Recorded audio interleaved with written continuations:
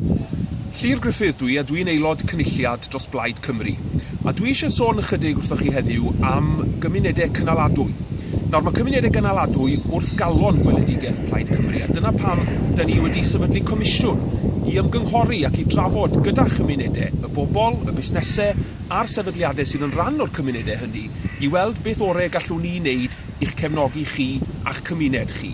Dyn ni eisiau clywed oddi wrthoch chi felly, pa welliannau allwn ni wneud i seilwaith eich cymuned chi?